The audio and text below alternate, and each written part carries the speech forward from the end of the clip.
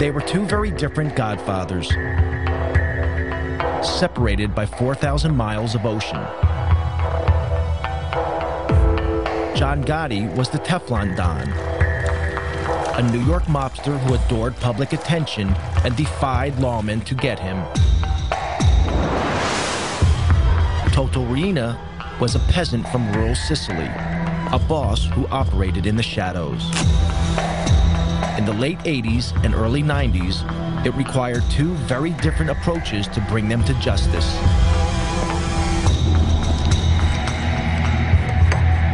In the United States, crime fighters were tireless in their pursuit of Gotti.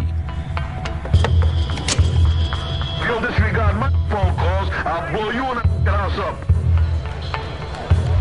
In Sicily, it would take a revolution by the people of Palermo to put Riina behind bars.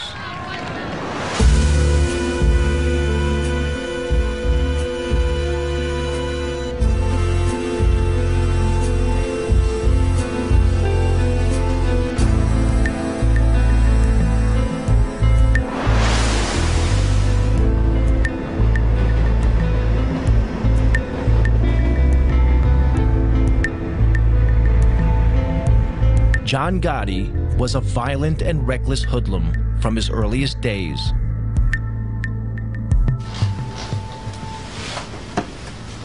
Henry Hill, a young gangster, was drinking in a bar when he first came across the teenage Gotti.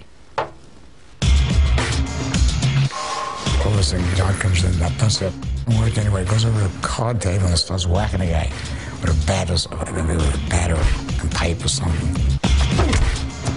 Just beating his head to death. He almost killed the guy. And he might have killed the guy, I don't know. The guy might have died, they might have thrown him in the trunk that night, I don't know. Gotti had broken an unwritten rule of the mob. Violence should only be used when there are no witnesses. He walks over, apologizes to me. Completely all over the place. That was the first time I had ever seen him. He had a long black, top coat, leather top coat, I mean, he just looked like a part of a gangster. It was clear Gotti feared no one. To Henry Hill, it marked Gotti as a man destined for the top. He was a man on the rise. He was, he had his own crew. You know he was going to be somebody. You just knew it. I mean, he had that presence. But one man stood in the way of Gotti's rise: Paul Castellano. He was the head of the Gambino crime family, the most powerful of all the Mafia families in the U.S. Castellano was an old-style hood, a mafioso who disguised his crimes behind a veneer of respectability. Paul wore two hats. He could mingle with lawyers, real estate, businessmen and developers, doctors, talk their language. Then he wore his Gambino family hat, and he could sit there and discuss why this guy's got to get killed and say, okay, he's got to go. Gotti would have to eliminate Castellano to become boss. But Gotti was not the only one who wanted him out of the way. In 1983, President Ronald Reagan declared war on organized crime. The target was the Mafia's ruling body, known as the Commission. On it sat Paul Castellano. Under America's tough anti-mafia RICO legislation, crime fighters could prosecute Castellano and the other bosses for running a criminal enterprise, if they could prove the Commission was meeting. The Commission was so secret, the only proof the FBI had was from 1957, when police raided an infamous mob gathering. Then, one morning in 1984, FBI agent Joe O'Brien received a call from a mole inside the Mafia.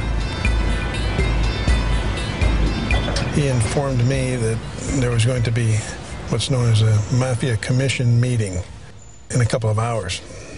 I didn't believe him, to be honest with you, because this was pretty much unheard of. These guys cannot afford to meet. That could be very incriminating to them. If the FBI could get a photograph of this meeting, it would help destroy the commission.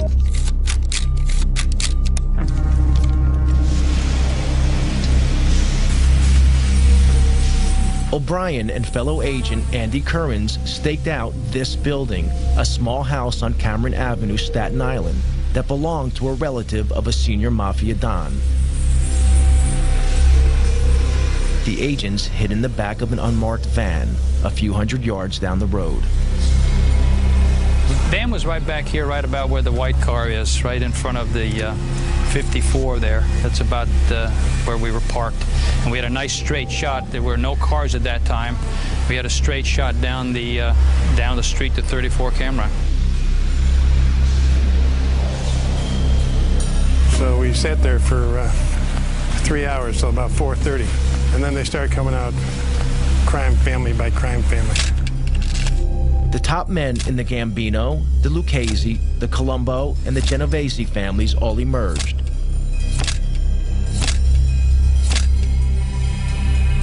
Then finally our long-awaited guest of honor, if you will, Paul Castellano, came out. Castellano was the boss of bosses. It was like the king strutting out.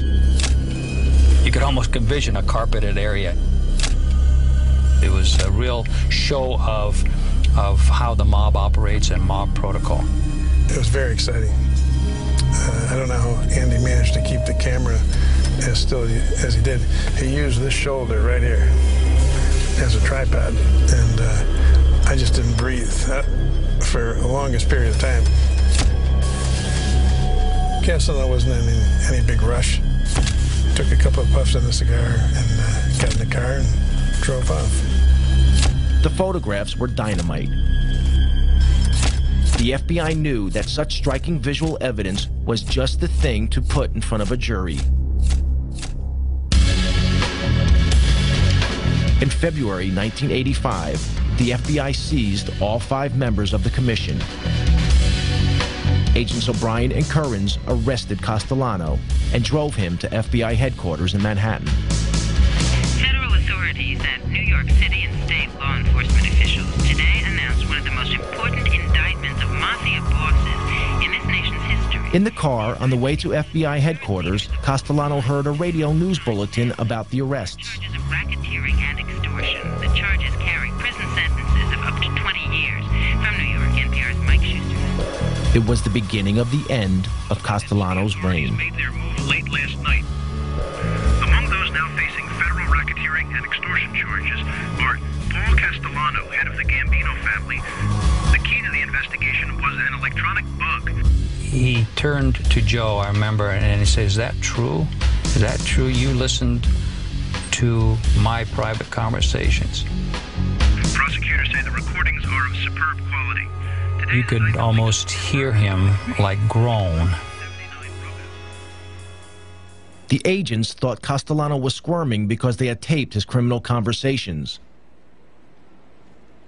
But Castellano realized they had also learned about his secret affair with his young Colombian maid. This was very embarrassing to him. It's a little embarrassing to us, too, for that matter. He's almost like a little boy now, confessing this, something that he did was bad. He's not talking about it was bad that I murdered people or had, on my authority, people were murdered. I'm embarrassed because I had this relationship with this young woman who was my maid, you know, right under my wife's nose. This was a revelation a Mafia Don could not afford. He'd broken one of Mafia's most sacred rules. It was okay to maim and murder, but not to publicly dishonor your wife. Castellano awaited trial where the photos would be key evidence.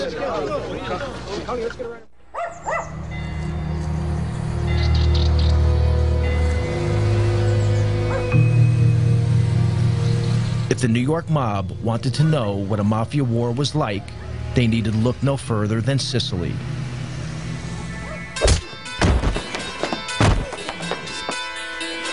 Here, the Mafia's boss was Toto Riina, an elusive, psychopathic killer from the town of Corleone.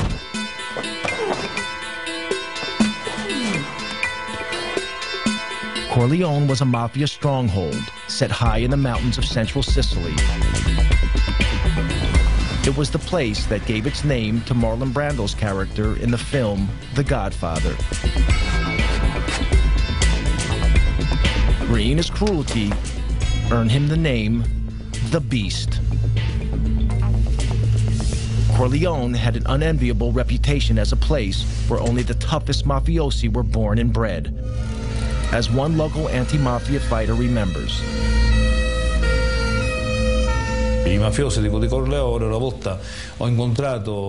I once met a Corleone Mafia person, and he looked me straight in the eye and said, "Listen, to be a real man, you need to have spent a few years in jail." This is the philosophy of the Corleone Mafia. For them, going to jail is like a baptism. A mafia member who hasn't been to jail isn't a real mafioso.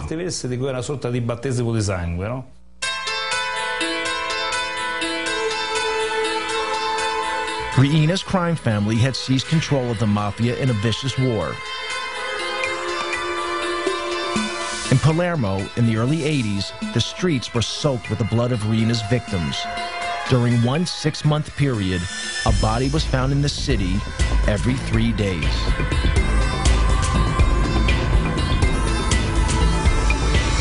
Palermo's mayor was Leo Luca Orlando, elected to office promising to end such crimes. Even 20 years later, his courageous stand means he must have an armed guard 24 hours a day. Palermo was a city just living in silence and in dark. The way the citizens to avoid to be involved in these killings was to deny that the mafia does exist. Just to say, we don't see, we don't speak, we don't hear, it's not our problem, they kill each other, there's no risk for us. If we don't speak about the mafia, we will never be killed. The man leading the hunt for Riina was an investigating magistrate named Judge Giovanni Falcone. He had grown up in a rough area of Palermo, where some of his schoolboy friends later became mafiosi. Unlike them, he had chosen to fight for the law rather than against it. From his headquarters in Palermo's Palace of Justice, Falcone had been battling the mafia for over a decade.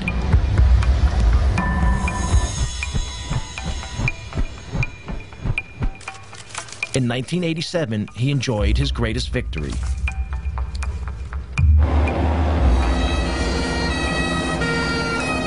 In the Maxi trial, over 300 mafiosi have been sent to prison, their sentences totaling almost 3,000 years.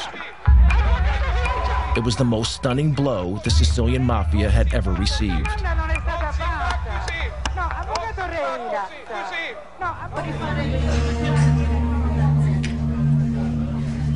But Mafia boss Toto Riina had escaped the roundup. He remained free, running his criminal empire from an unknown hiding place.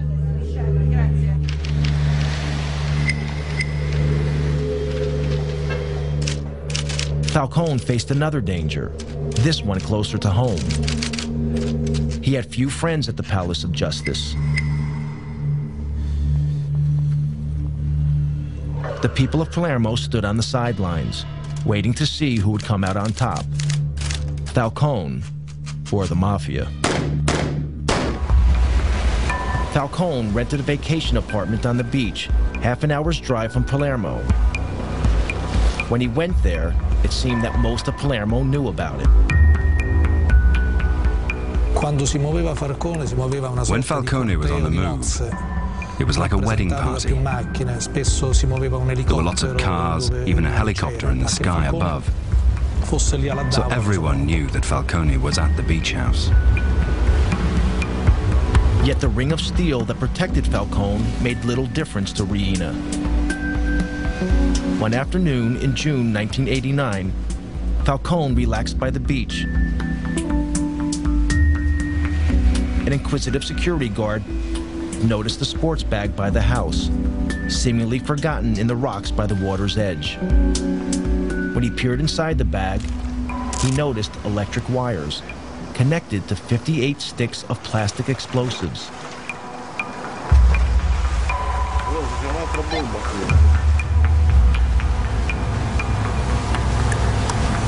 The bag was wired to explode if it was picked up. The bomb did not go off. Falcone had cheated death.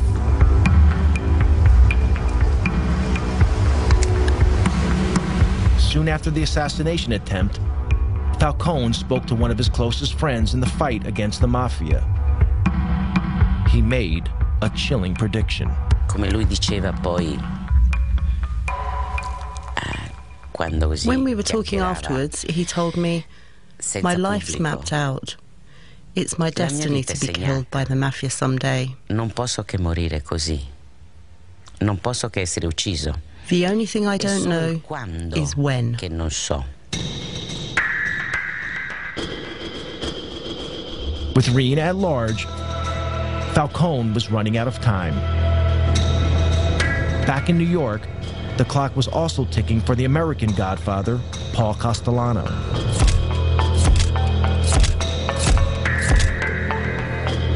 Castellano waited for his trial on racketeering charges. He rarely ventured from his home, this luxurious mansion in the most exclusive area of Staten Island. Enemies and friends alike called it the White House, and Castellano lived like a president. That meant he lost touch with feelings on the street, discontent that would be exploited by his rival, John Gotti. There's a lot of discontent with Castellano where they thought he was too involved in his legal trials. He wasn't running the family. It had become a family of the haves and have-nots. Castellano was making all the money. Guys like Gotti were out there starving. So there was a lot of dissension in the family. We knew there was meetings going on and there was a lot of discontent. In fact, Gotti posed as a have-not to win support for his bid to become boss. In reality, Gotti was making a fortune dealing heroin, making him a hero to his supporters.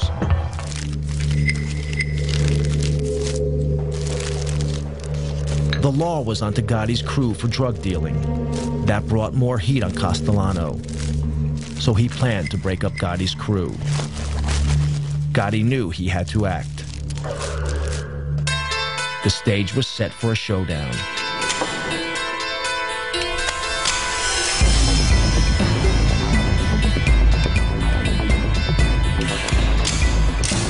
On December 16, 1985, Castellano headed into Manhattan for a meeting with Gotti.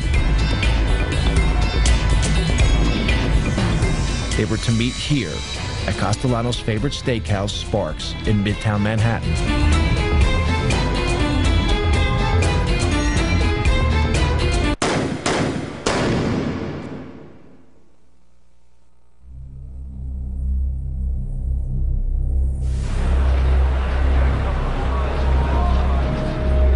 Outside the restaurant, Castellano and his driver were shot dead.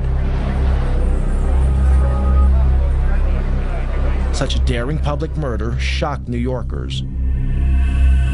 It made the new Gambino boss a celebrity overnight.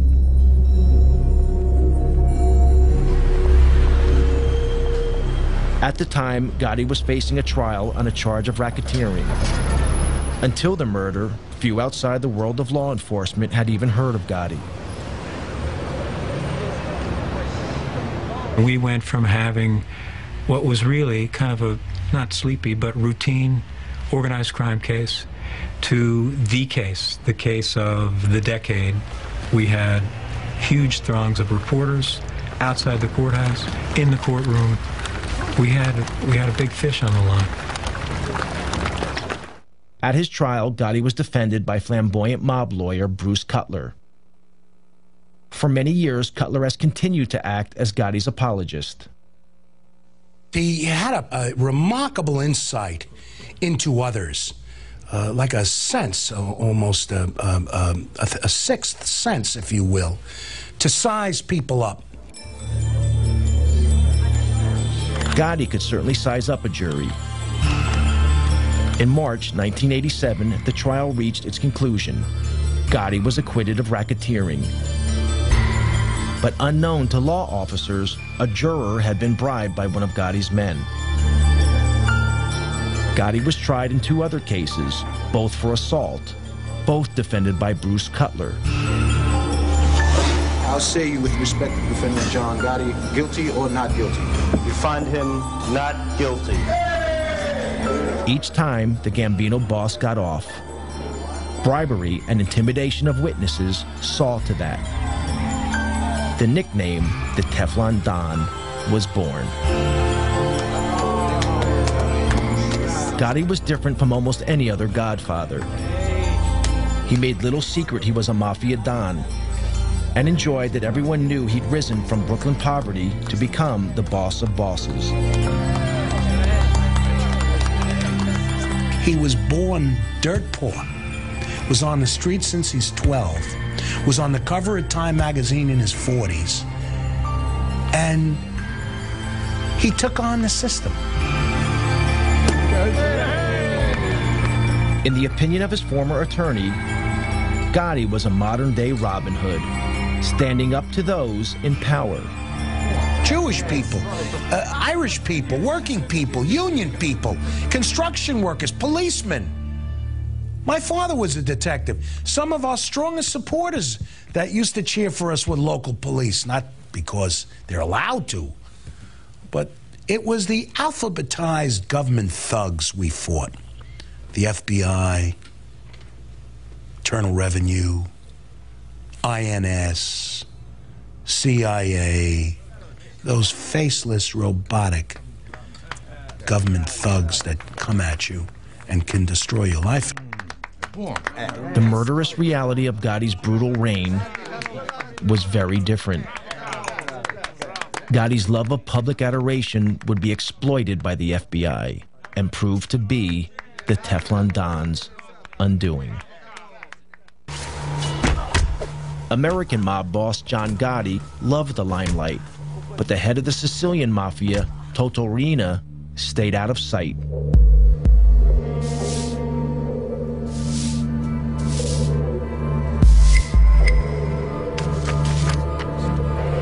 Prosecutor Giovanni Falcone was determined to hunt him down.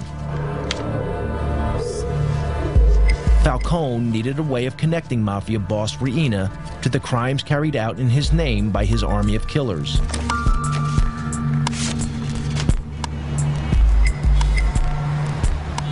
The answer was in America. Richard Martin was a leading official in the U.S. Department of Justice. He and Falcone had worked together for years. Their biggest success, breaking the heroin smuggling link between Sicily and the United States, known as the Pizza Connection. Falcone relished his trips to the U.S. The life that he led in Sicily was almost the life of a prisoner. He went from a bulletproof car to a protected office. Instead, when he came to New York, he could go shopping, he could go to restaurants, he could come to our offices, we could go to our homes and meet our families together. And so for him, New York was like freedom. Falcone's visits to New York were for more than pleasure. He had been impressed by America's tough anti-mafia laws. Laws that allowed the U.S. government to target Mafia boss Paul Castellano and to bust the commission. I think it also liberated his thinking and allowed him to sort of see beyond his own sort of realm coming here. So I think he not only enjoyed it, but I think it was very good for his vision of the way that he was going to attack the Mafia and the way in which he would work with Italian law enforcement. In 1991, a new justice minister took office in Rome, determined to finally crush the Mafia. He offered Falcone a job at the ministry as overlord of the anti-mafia campaign throughout Italy.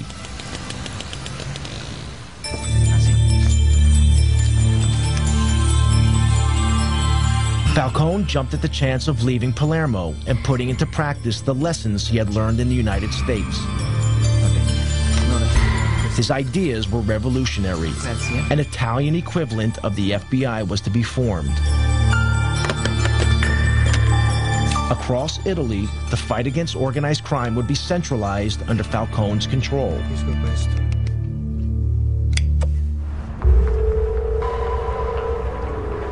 Reina, the beast from Corleone, felt threatened. A few years before, he had failed to kill Falcone at his beach house. Now, Reina would try again.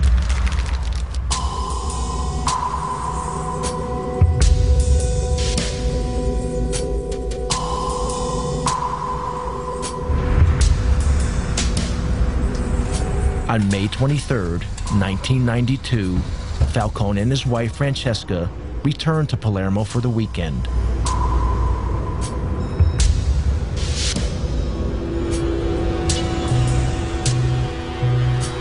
A few miles from the airport, several of Reina's men had placed a half-ton bomb in a drain pipe under the highway that ran from the airport to the city. The men hid in a building above the road, armed with a remote-controlled detonator.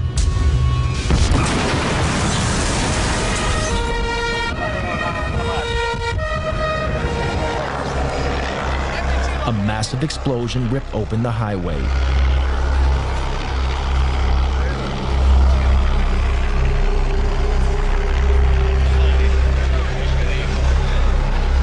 The explosion was so enormous, it registered on local earthquake monitors.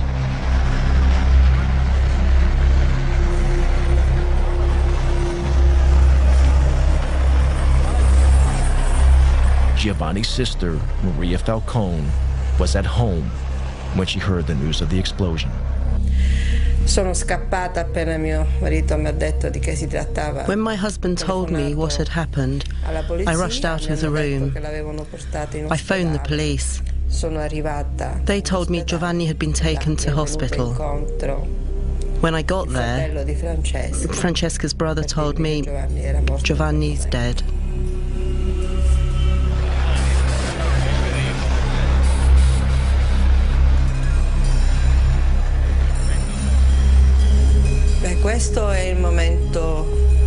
This was the saddest moment ever.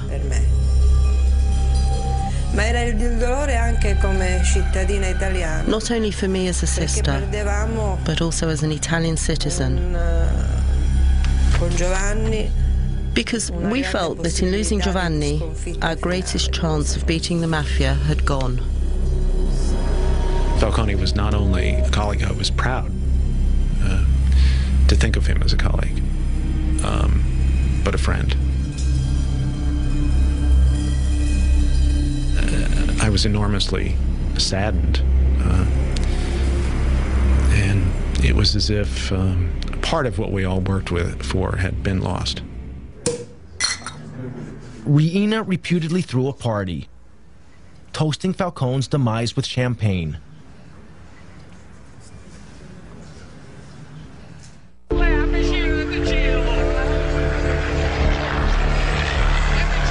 Along with Falcone, his wife Francesca and 3 bodyguards were also killed.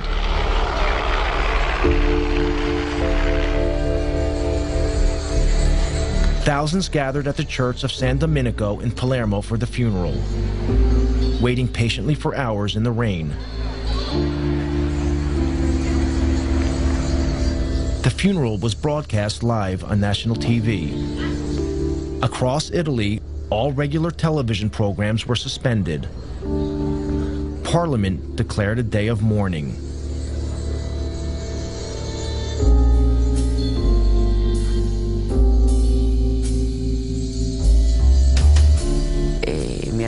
When they asked me what I did when I heard the news, I said I cried. Someone said, "You're Judge Ferraro. What do you mean you cried?" I replied, "Yes, I cried, and I'm not in the slightest bit ashamed of it." Italy was shocked and angered. It didn't deter Toto Riina. Anyone who stood in his way would meet a similar fate.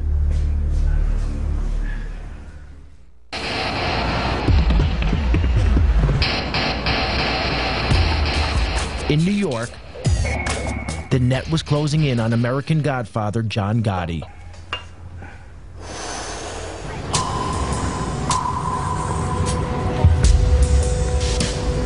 This clothing store in Manhattan's Little Italy was once the Ravenite Social Club, the nerve center of the Gambino crime family operation.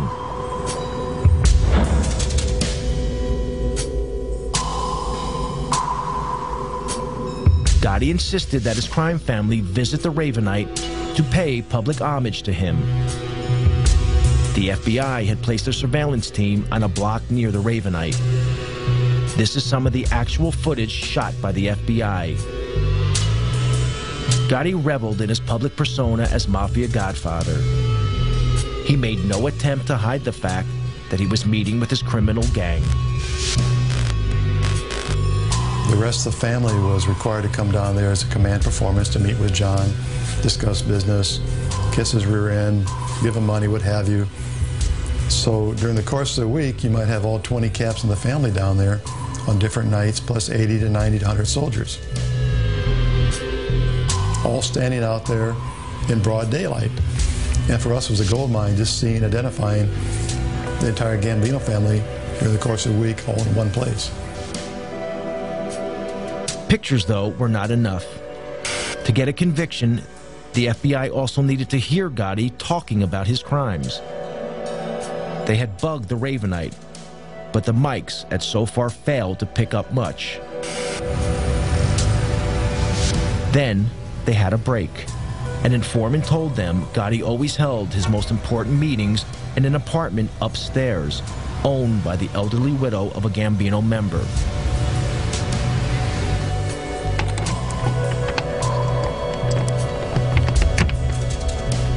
When the old lady went on vacation, FBI agents broke in and placed a bug in the apartment.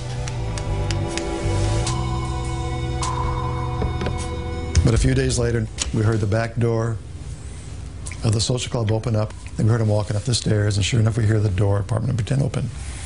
And they all sit down, and they start talking.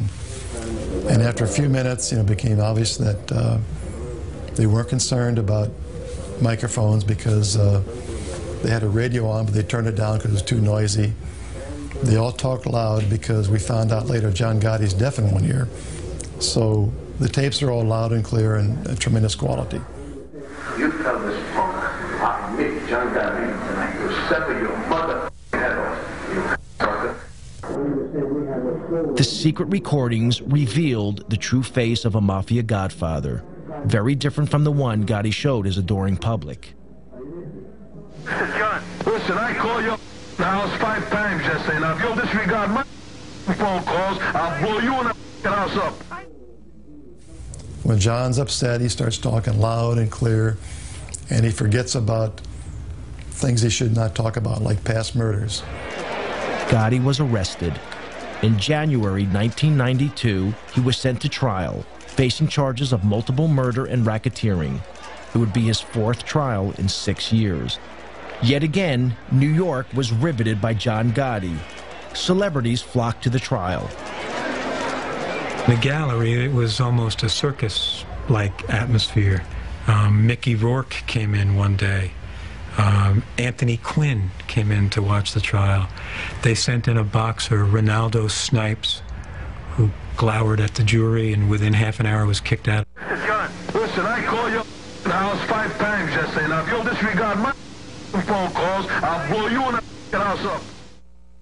Gotti was his normal cocky self, he's full of bravado. But when you played those tapes, you watch his face, and you knew that's the last thing you wanted to hear was his big mouth. You tell this punk, I meet John Gotti, and I will sever your mother head off, you sucker. Gotti had damned himself, but the tapes would have another unexpected impact.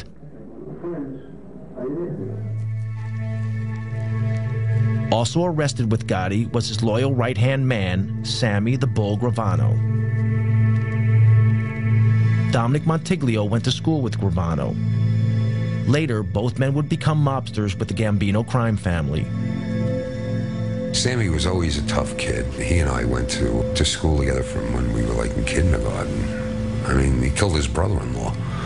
You know, Louis, which was like his childhood friend. I mean, you know, Louis Melito. They grew up together and hung out together. They stole together. They did all of that. He killed Louis. You couldn't trust Sammy. Gravano had become disillusioned with Gotti. To Gravano, a real Godfather shouldn't be courting publicity. He should be operating in the shadows, like Paul Castellano had done. But Gotti had no respect for anyone, including his underboss, something that the FBI exploited. At a pretrial hearing, Agent Bruce Mao played Gotti and Gravano a tape. On it, Gotti was extremely critical of his underboss. I met you too. Finally, and said he might not go to pity about that. So there was no man time he's going to jail. And so you got Gravano and Gotti sitting side by side at the defense table, and we start playing that tape. And Sammy turns red. He's starting to explode. He's just ready to burst. John Gotti, for the first time, is embarrassed. He's turning white. He just wants to duck under the table. He's so embarrassed because he knows he got caught in bad mouthing his consigliere, his underboss, his right-hand man. Gravano would be the final nail in Gotti's coffin. Bruce calls me one day at my desk. He says to me, "You sitting down?" I said, "Yes, I'm sitting down." He said, "Sammy wants to cooperate." Sammy was brought in the room. He walked over, shook my hand, and said, "I want to go from our government to your government." Never before had so senior a figure betrayed the American mob. Gravano's testimony landed the killer blow in court. He revealed how he and Gotti had planned the murder of their one-time boss, Paul Castellano, then watched from a car as Castellano was gunned down.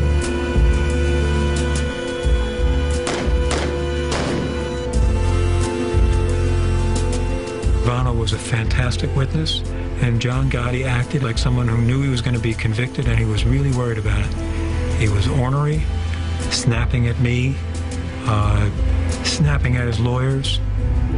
It was, I enjoyed watching it. In April 1992, Gotti was found guilty on 13 charges, including murder and racketeering. The judge sent the Godfather to one of the toughest jails in the U.S., Marion Federal Penitentiary in Marion, Illinois. The sentence was steep, life without the possibility of parole. Despite the evidence of the tapes and Gravano's testimony, Gotti's attorney in his first 3 trials still protest Gotti's innocence. If you're asking me, do I agree with the label that he was boss of some Gambino group, I say no. To you, I've said no all my life. He said no. I don't say he was an altar boy or a saint. He was one tough cookie. But he said he was not part of any mob.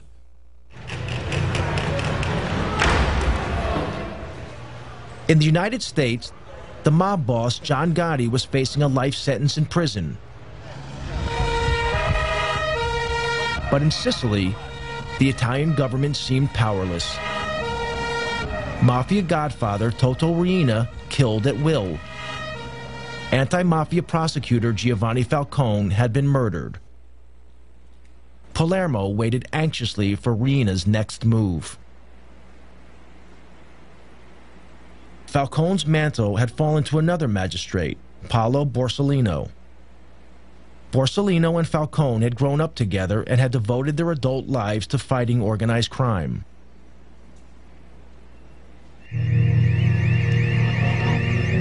On Sunday afternoon, July 19th, 1992, 2 months after the murder of Falcone, Borsellino visited his elderly mother in this apartment block, as he did every weekend.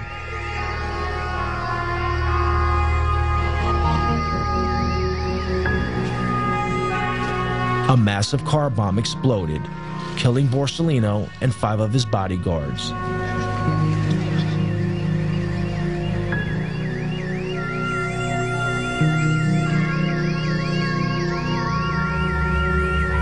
This outrage was the final straw. It caused a revolution against the Mafia, led by the people of Palermo. After the killing of Paolo Borsellino, the reaction of people, of population in Palermo was enormous. The women, the children, the people reacted just crying, basta, no more, enough is enough. Enough was enough. Thousands poured onto the streets of Palermo in a wave of anger unprecedented in Sicilian history. Everyone sensed the Mafia's next target was Mayor Leoluco Orlando, elected to office pledging to rid Palermo of the Mafia. When he appeared in public, women and children threw a protective cordon around him, daring the Mafia to kill them to get to the mayor. They sent a clear message. The message was that I was not alone. The message was that the Mafia can kill a man. The Mafia can kill 10 men, but the Mafia cannot kill thousands and thousands of women and children. It was the beginning of the end. People power had beaten down the Mafia.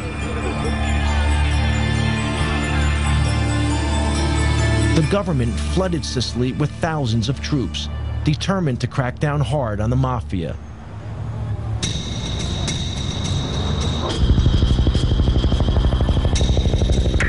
In January 1993, Italian police nabbed the biggest prize of all. Following a tip-off, Toto Riina was finally arrested.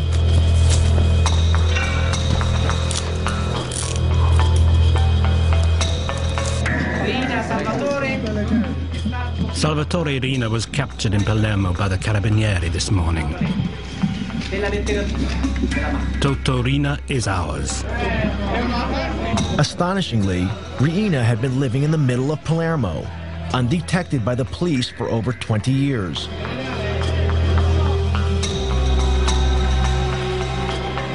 When Riina was paraded in public, Italians were shocked.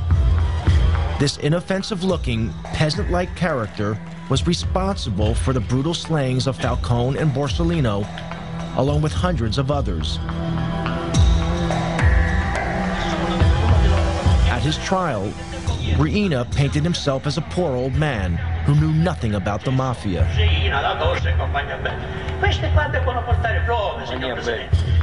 This flimsy defense was rejected.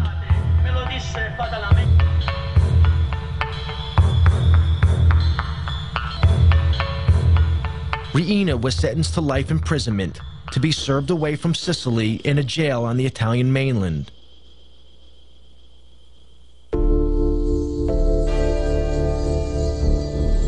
On both sides of the Atlantic, the day of the Godfather seemed over. John Gotti died of cancer in prison in 2002, 10 years into his life sentence. With Gotti's death, an era ended. By publicly flaunting the fact that he was boss of bosses, he ensured that law enforcement agencies would leave no stone unturned to finally smash the mob. The future is pretty grim for the mob if the FBI and other federal agencies keeps the pressure on to go after these guys. The biggest mistake we could make is declare that the war and the mob is over with, we've won, and go off to do other things. These people are very resilient. 5 years they could regroup, reorganize. They'll never be as effective as what they were 30 years ago, but they'll still be a viable criminal force. In the U.S., the mob is moving with the times.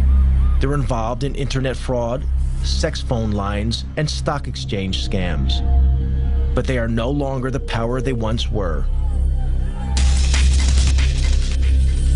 And the FBI is determined to not let Russian, Chinese, or other immigrant criminals dominate their neighborhoods in the way Italian gangsters once controlled theirs.